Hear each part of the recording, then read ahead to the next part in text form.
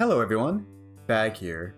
With the 2.7 livestream that was just recently aired, it was announced that we will be getting two separate character selectors for next patch. One that gives the option of every standard banded 5-star. Okay, pause, future Bag here. I realize that they only sometimes show off who's in the 4-star selector during the livestream, so in case that they don't, I'm putting a spoiler warning here. Okay, cool, now I'll show them. And one that gives a selection of 4 stars. I somehow knew that this was coming, and I already have a video cooked up right after it got announced. To get straight to the point, I want to go over every option to see what possible account scenarios would lead to you picking certain options over others. So let's get started with the 5-star selector. Also, real quick, thank you for letting me get to 3,000 subscribers. A lot of you are new from my last video, which did really well, so thank you for sticking around. I will be doing a Q&A once I reach 5k, so look forward to that in the far future. Anyways, back to the vid. So, as a lot of you probably know, the options on who to go for in the 5-star selector are not exactly weighed evenly. I want to go over the options that no one should really pick pretty quickly but also thoroughly, so if you want to know about any specific units, then I will have timestamps to jump around with. Anyways, here we go. Yanqing is a terrible option to go for most of the time. He is one of those carries that you would only really use if you like him as a character, or if you already have a large amount of Eidolons and you want to get him complete just for the sake of the bit. He has been slightly usable in certain MOC rotations, like against the Aventurine boss fight, but beyond how good or bad he is right now, damage carries are very susceptible to being power crept, so as we get close to 3.0, he will only be more outclassed in a relatively short amount of time from now. If you are building him, his E4 is his best damage jump, and his E6 allows for him to maintain his ult up time, which fixes one of his largest problems. But the need to defeat an enemy in order to keep up the buff makes it inconsistent to maintain depending on the fight. I have a level 80 E3 Yanqing, and while I do think getting E4 would be kinda funny, I'm not insane enough to go for it. For now, at least. If I were to give him some sort of rating, I would give him a 1 out of 5 for pullability, and I would give the importance of his Eidolons a 3 out of 5. Bailu has been thoroughly outclassed by other sustaining options due to a couple of very basic factors. For one, she has no cleanse, for two, she has virtually zero offensive utility outside of her high Eidolons, and for three, her skill is RNG for its healing, which can be very annoying. Lynx and an E2 Gallagher do her job just flat out better, and even an E0 Gallagher can get the job done to where you really don't need her at all. She's one of those units where she's usable if you have her, but going out of your way to get her is just not recommendable in the slightest. For her Eidolons, her E1 gives some energy funneling once per ult or technique, but its condition makes it a bit difficult to rely on. And her E4 gives her skill a damage buff, which is a bit too little too late, but it's nice to have if you do use her skill, which hopefully you won't be doing too often since the ideal scenario is just to be entirely sustained through her ultimate and its invigoration buff. Like Yanqing, these Eidolons make her a bit more usable if you have them, but I would never recommend actually going for them. I would give her the same ratings as Yanqing, 1 out of 5 for her pullability, and 3 out of 5 for how important her Eidolons are. Welt is an interesting unit to talk about, as while he does have his own unique niches, actually utilizing those niches is a bit meh. As a debuffer, he is less potent than even Pela, so having him fulfill that debuffing role on your team is pretty suboptimal. However, you can use him as a potential sustain, using his ult turn delay and potential imprisonments to keep the team alive by not letting the enemy move at all. This way you can have all the debuffs in his kit, while also still having a high quantity of debuffs for someone like Acheron. However, this comes with a few caveats. For one, to have a lot of ults during a fight, he wants to use a lot of SP, which is not great for a sustain. And for two, as the game progresses, there are just more and more fights where his amount of sustain is just not enough to deal with what the enemies can do. Just try to use him on Xueyi, for example. Unless if your team is cracked and they can kill Xueyi extremely quickly, Welt will just not do his job well. My stance on Welt has remained pretty unchanged from when I first covered him. He is a very fun unit to use, and in certain niche scenarios he can be a good option for a team, but the difficulty in using him and the harsh restrictions of where he can even be used makes him difficult to recommend. For his Eidolons, Welt's E2 lets him get his ult up more often, which is very important for his usual game plan. Outside of that, his Eidolons can help with his damage, for if you want to use a DPS Welt, which I mean it's an uphill battle, but go ahead I guess if you love the man. Or there's his E4, which just makes him need less effectivity for his skill, which I guess is nice for reaching stat benchmarks, but for an entire Eidolon it's kind of underwhelming. I will give Welt a 2.5 stars for getting him and a 3 for his Eidolons, mostly just because of his E2. Gepard is probably the most quote-unquote average unit on here. He shares a lot of the same problems as Bailu, like not having a cleanse or not really having any offensive utility, but there are some actual reasons to go for him. Kind of. Because there are just so few preservation units in the game, The sheer lack of competition he has, assuming you don't have Aventurine or Fushuan, gives him some use as a trend user for Acheron, giving an extra debuff whenever he is attacked, which is very suitable for him since he has an inherent taunt of 300% in his base kit. He also has a pretty easy time being SP positive, since he gets so much energy from being hit, which makes it easy to keep his shield up consistently. So he's usable, but should you pull for him? Preservation MC does this job debatably better, since their skills taunt counts as a debuff while guaranteeing trend stacks, but their downside is being worse at sustaining and being less SP positive. For Acheron, I would say Gepard is better, but I wouldn't call him that much better to where you should actually go for him. It's just an incremental improvement if nothing else. But if you are using Trailblazer for break teams instead, and you just don't want Aventurine at all, and you also don't have Fushuan who yes can actually use trend, don't sue me, and you still really want to use a trend user, then sure, Gepard is usable. But I would really never call him anything more than that. Also, just his Eidolons are straight dog water. They might actually be the worst 5-star Eidolons in the entire game, I'm not even kidding. I will give him a straight 3 for pullability, and a 1 out of 5 for how important his Eidolons are. Last, for the non-obvious options, we have Clara, who I do think is the best unit out of who we've talked about so far. She is a budget Yunli in that she can cover every type of game mode, but just not at all at the level that Yunli can. Most of the time, when someone is looking for additional coverage on your account with carries, it is for Pure Fiction, especially with how much more difficult Pure Fiction has gotten recently. And in that, Clara does a decent job. Obviously, Himeko would be a better option for that role on your account, but if you already have a Himeko and you don't care about her Eidolons, and you still need another carry for Pure Fiction, like if you're using her to Himeko on one side and you have nothing for the other side, then sure, Clara is usable.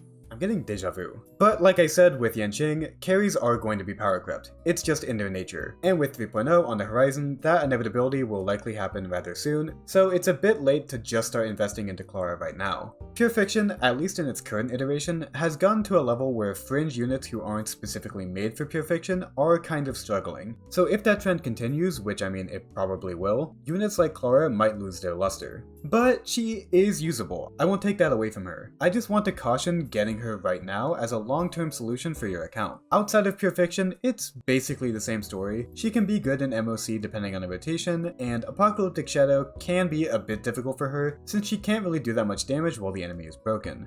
But 2 out of 3 modes of being pretty good is, well, pretty good. For Eidolons, her E1 can be pretty good for longer fights, aka MOC, since hopefully in Pure Fiction enemies don't really last long enough for you to need the mark of counter to be on them for that many attacks. Her E2 is a straight damage buff, and her E6 gives her an additional counter on her ultimate, which is a very large damage boost. If we're talking about actual competitiveness, I wouldn't really say any of these are worth going for, since if you are pulling for a carry's Eidolons, I would just say to go for Himekos most of the time, but in isolation they are pretty good if you just care about her. I will give her a solid 3.5 stars for her pullability, and a good 3 out of 5 stars for her Eidolon importance. Okay, now we are at the real heavy hitters, as probably most of you clicked on this video with one question in mind. Who should you actually go for, Himeko or Bronya? I'll talk about them at the same time as that just makes sense to me.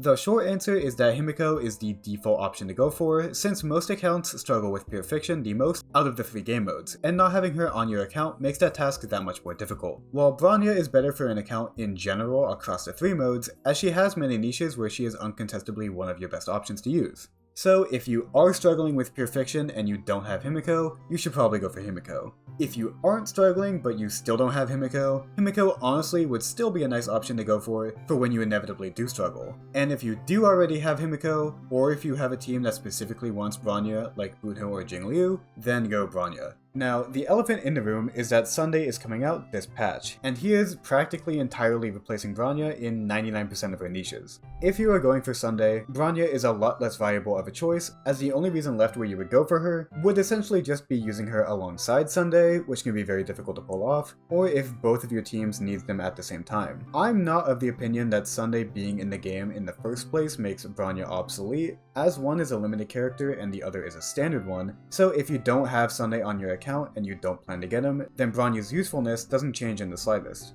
But having more competition means that on average, more people will have less of a reason to go for her or for her Eidolons, since I imagine Sunday to be a very popular unit to go for. Now, if you want my opinion on if you should go for Sunday over Bronya, wait for my poll priority video on his banner in the next week-ish, but generally I would say he is worth going for to replace her in most teams, especially since he has so many other uses outside of just upstaging Bronya. But don't let me convince you to get him if you aren't exactly keen on him, pull for him if you want, it's a casual game, not a competitive one, blah blah blah, yada yada. But let's say you already have Himeko. Is Bronya worth going for even if you don't have that many actual use cases for her? Or should you just full send it for Himeko Eidolons? First off, I would say that the majority of Himeko's Eidolons are quite good, giving her some speed and damage in her first two, and extra talent stacking and ultimate damage in her E4 and E6. If you are not keen on getting erudition units and you just want to scrape by in pure fiction with cheap options for as long as you can, like me, bolstering your Himeko with Eidolons would be a pretty smart idea. I will say that I have an E1 Himeko, and unless I change my mind, I will probably be pulling for an E2 Himeko for that exact reason, as I don't have Argenti, Jade, Rappa, and I probably won't be going for the Herda. Man, that's a great name. I would say this specific conundrum is much more up to personal preference, as it's up to you for how much you want to value having Bronya as an option for your account, in case future units need her, or in case you have to slot her into one of your teams just to be able to spread your supports better across your two teams. That's not something that I can really answer for you, besides just obviously saying that if you are going for Sunday, then that weight that we are giving Bronya is of course greatly diminished.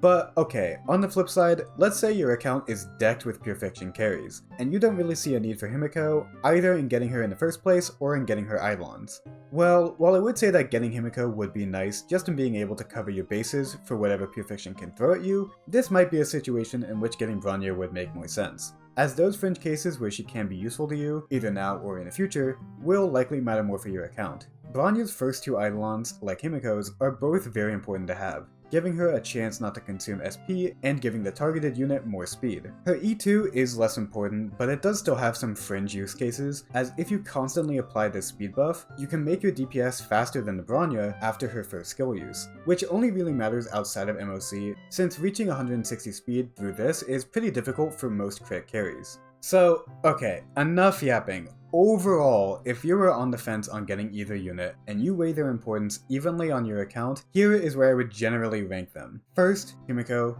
then Bronya, then E1 Bronya, then E1 Himeko, then E2 Himeko, and then E2 Bronya. Past that, the Eidolons are more so just on preference, as Bronya's Eidolons give her a follow-up, which can be cool for Facial, Topaz, or Aventurine purposes, while Himeko just gives her more damage, which is the primary thing you want out of her anyways. So, in the end, I will give Bronya a 4.5 stars for her pull ability and a 4 on her Eidolon importance. And I will give Himeko a 5 stars in pull ability and a 3 stars in Eidolon importance. Okay, that's enough for that selector, but hey, remember that there's an entire other selector that I also wanted to cover? Okay, so the options are Misha, Xueyi, Moze, and Lynx. Let's go through these very fast. Misha, no. He kind of just sucks and isn't really recommendable most of the time, unless if you just want to use him because you like him. His E2 is worth going for if you do want to use him though.